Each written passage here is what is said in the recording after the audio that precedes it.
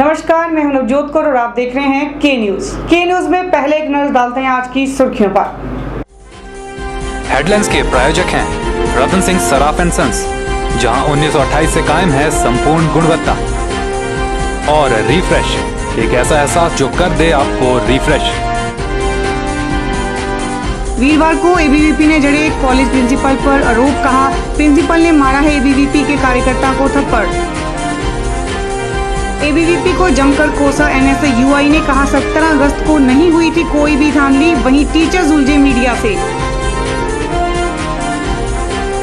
सराज में एक और तेंदुआ ढेर, दहशत अभी भी है कायम, और भी हो सकते हैं आदमखोर तेंदुए, जनता को सावधान रहने की दी है हिदायत।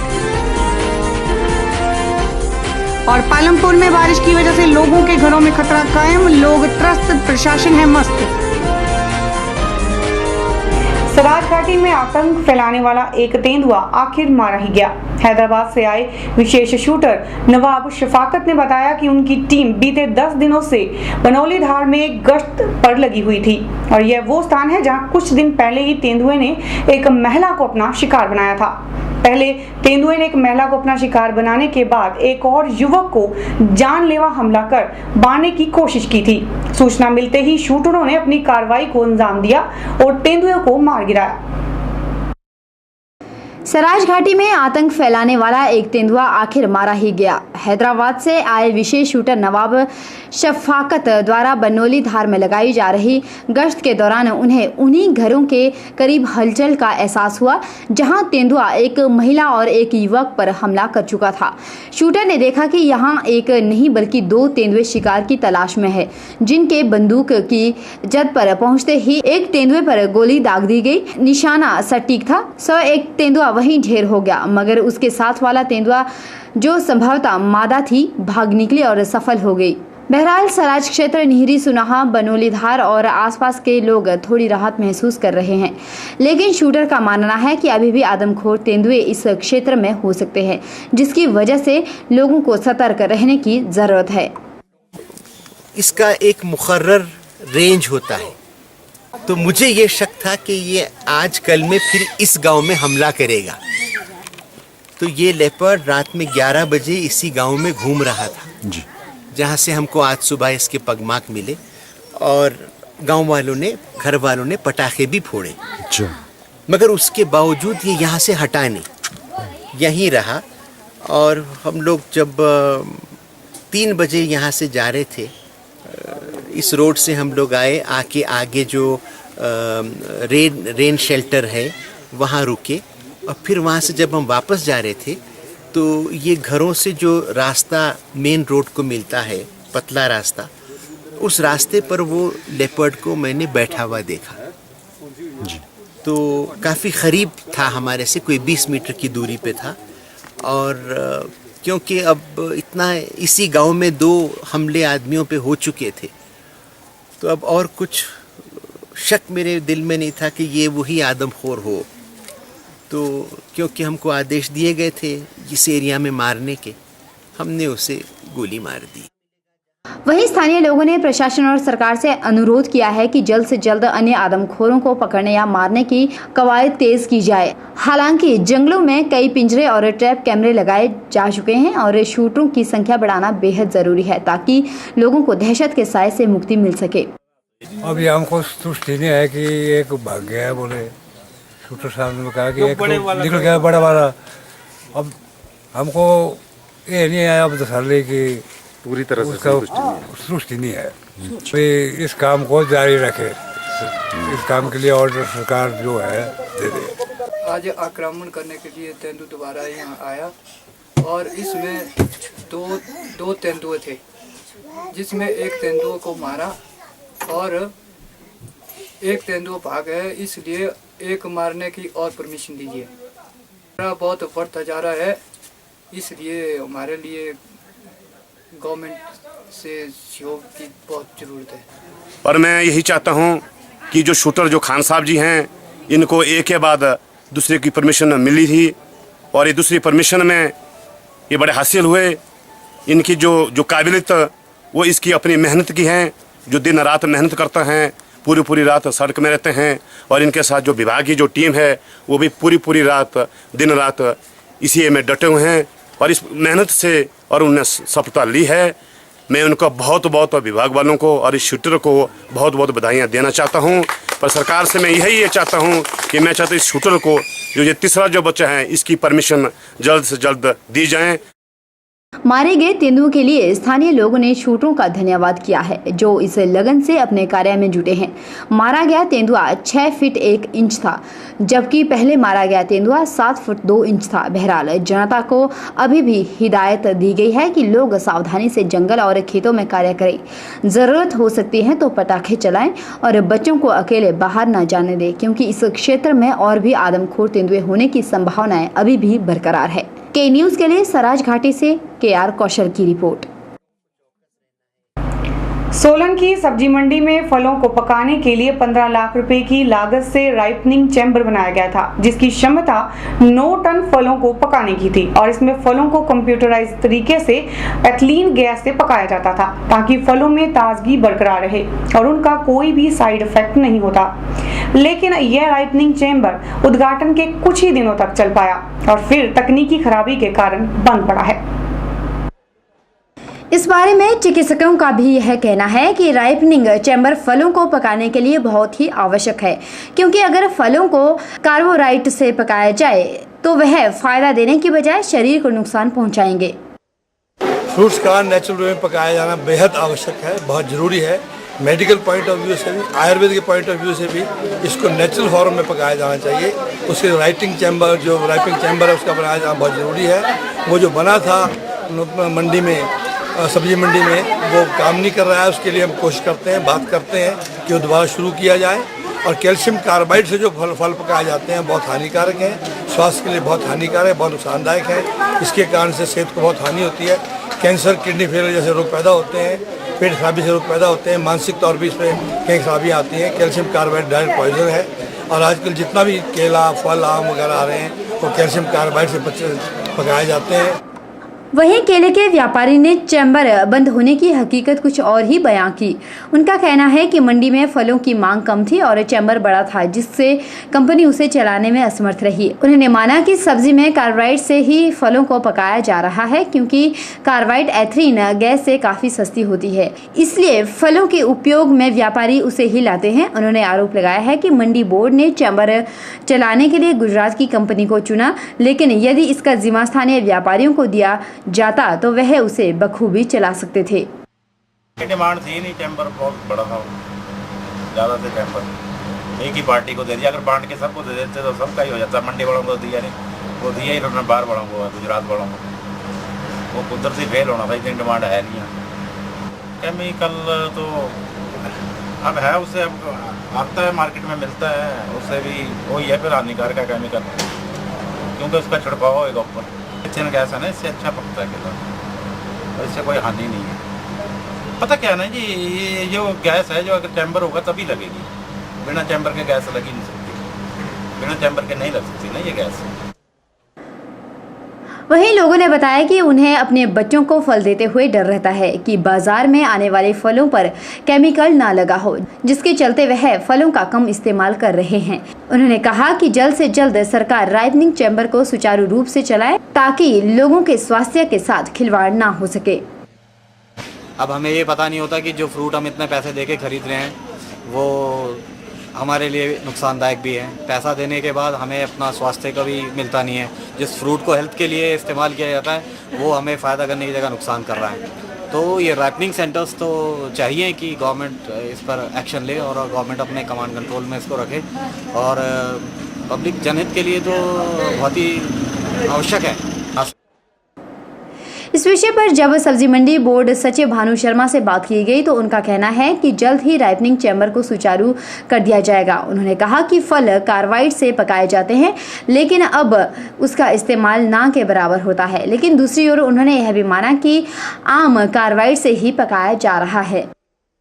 प्रॉब्लम मार्केटिंग की आ रही है। इसकी मार्केटिंग की प्रॉब्लम इन द सेंस आ रही है कि जो केला है चैम्बर्स उसके लिए चाहिए होते 5, क्योंकि केले का जो सर्कल है वो 5 डेज में पक के बाहर निकलता है, क्योंकि यहाँ ये थोड़ा ठंडा इलाका है। और जो है हमने चैम्बर यहाँ 3 लगा रखे थे, तो 2 चैम्बर और इंस्टॉल कर दिए गए हैं। उसमें जो ऑटोमेटिक स्टिलिंग प्लांट लगने हैं उसको it will take another 1 month. We hope कि जो है अक्टूबर के फर्स्ट वीक में जब नवरात्रि शुरू होंगे आपके, तब से केला रेगुलरली जो है मार्केट में शुरू हो जाएगा। केले को पहले पकाते थे कार्बाइड से, अब उन्होंने फिर बंद तो कर दिया है। उन्होंने अपने उसी में छोटा एक बाहर जो है चैम्बर लगा रखा है छोटा सा, जिसको कह सकते हैं कि आप उसमें कार्बाइड का इस्तेमाल कम कर रहे नहीं कर रहे हैं, वर्चुअली नहीं कर रहे हैं। सिर्फ यहाँ पे जो कार्बाइड आता है आम में ही इस्तेमाल होते हैं। गौर है कि सोलन सब्जी मंडी में कार्बाइड से ही फलों को पकाया जा रहा है, जिससे कभी भी कोई भी अप्रिय घटना घट सकती है। के न्यूज़ के लिए सोलन से कीर्ति कौशल की रिपोर्ट। के न्यूज में फिलहाल वक्त हो चला एक छोटे से ब्रेक का। देखते रहिए के news. The premier institution of competitive exams preparation since 2000. Sachdeva College Mandi, providing syllabus completion and tuition batches for class 9th, class 10th, plus 1 and plus 2, medical, non-medical and commerce.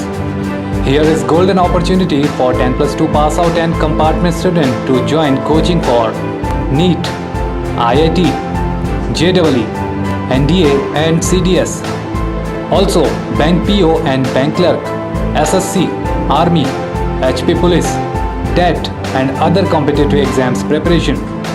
We have well experienced faculty, updated study material, doubt removal session, individual attentions and report to guardian. Free career consultancy 5 PM to 7 PM. For more details contact Sachdeva College, Padal, Mandi, Himachal Pradesh. अब चला गया लकड़ी के दरवाजे और खिड़कियों का रिवाज, जब उपलब्ध हैं एल्युमिनियम फैब्रिकेशन से जुड़े experts MS Singh aluminium and stainless steel fabrication, जो आधुनिक तकनीकों का इस्तेमाल कर बनाते हैं aluminium doors, window, office chamber, steel railing, बॉल्स्टर railing, grill व गेट आदि। साथ ही यहाँ उपलब्ध हैं ग्राइंडर मशीन, ड्रिल मशीन और आधुनिक स्टील और एल्युमिनियम कटर। तो आज ही पहुंचे MS Singh aluminium and stainless steel fabrication, 124/12 Ramnagar Namdhari Gurudwara के नजदीक मंडी।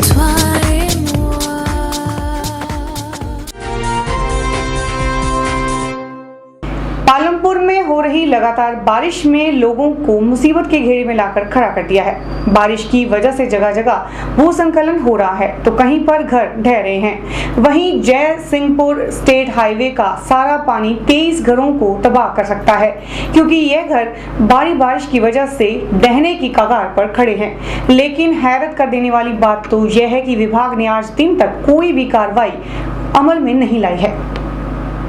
जयसिंहपुर विधानसभा क्षेत्र के अंतर्गत आने वाले भटवारा गांव में लोग मौत के साए में जिंदगी जी रहे हैं। लगातार हो रही बारिश के चलते सड़क पर बनी पुलियों का पानी इस गांव में कहर बनकर घुस रहा है और पानी इस गांव वाले लोगों के घरों में जा रहा है। घरों में दरारें आ गई है, जो कि किसी भी समय बड़े हादसे को न्योता दे सकती है। पानी अपने साथ घरों की नींव को कुरेद रहा है, जिसकी वजह से लोग दिन रात दहशत के साए में जीने को मजबूर हो गए हैं।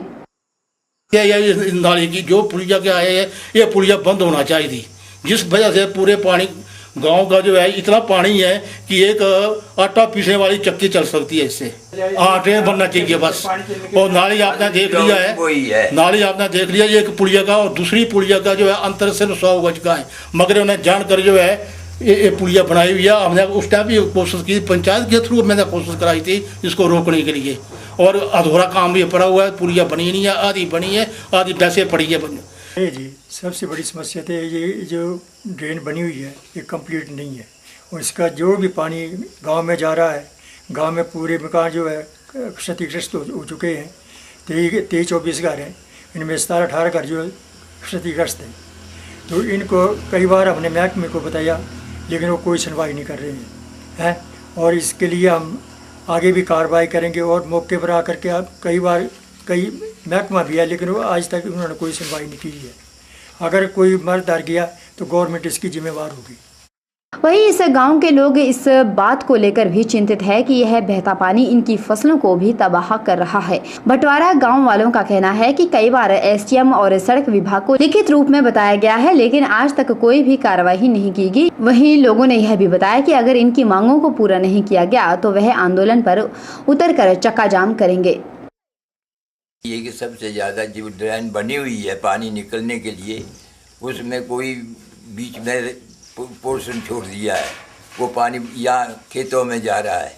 ये पूरे गांव पानी में खड़ा मकान यहाँ, ये ड्रेन निकालेगी पानी निकलने के लिए, नहीं तो खड़ा रहता है। समस्या भाई है पानी ये नाली बंद होना चाहिए, पुली निकलता जाए तो पानी है नाली बनना चाहिए ऊपर कड़े पुली बंद होना चाहिए है। बड़ा नुकसान है इसका, ये लाड़े का इतना नुकसान हुआ था। छलिया है निकाल कहा नहीं हुआ दी कड़े घर आए पानी लगा रहा मुल्क। वहीं इस सारी समस्या से उलझते हुए इन लोगों को तकरीबन 2 साल हो गए हैं, लेकिन आज दिन तक कोई भी कार्यवाही प्रशासन की तरफ से नहीं की गई। अब सवाल उठता है कि आखिर कब तक सोता रहेगा प्रशासन और लोग कब तक दहशत के खौफ में जीते रहेंगे। के न्यूज़ के लिए पालमपुर से दीपक राणा की रिपोर्ट। अपनी मांगों को मनवाने के लिए BSNL union form BSNL management के खिलाफ 3 दिवसीय धरने का आयोजन करने वाली है। वहीं वीरवार को यूनियन के मैनेजमेंट के खिलाफ जमकर धरना प्रदर्शन भी किया और जमकर नारेबाजी भी की गई। आपको बता दें कि दूरसंचार जिला हमीरपुर के लगभग 25 कर्मचारियों ने अपनी मांगों के प्रति बीएसएनएल मैनेजमेंट द्वारा अपनाए जा रहे उदासीन रवैये के विरोध में दूरसंचार जिला हमीरपुर कार्यालय के सामने दिन भर धरना किया और यह धरना 3 दिन तक जारी रहेगा।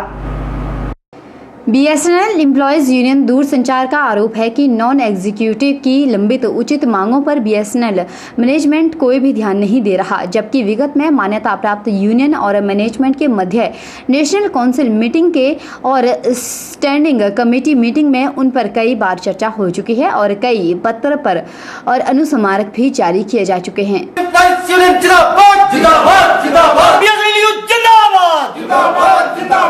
यूनियन के नेताओं ने कहा कि जिन मांगों पर समझौता हो चुका है उन्हें लागू नहीं किया जा रहा, जैसे कि 1 जनवरी 2007 के वेतन संशोधन के बाद कुछ कर्मचारियों में आए ठहराव का हल किया जाए। 1 जनवरी 2007 को या उसके बाद नियुक्त कर्मचारियों के वेतन में आई कमी को दूर किया जाए।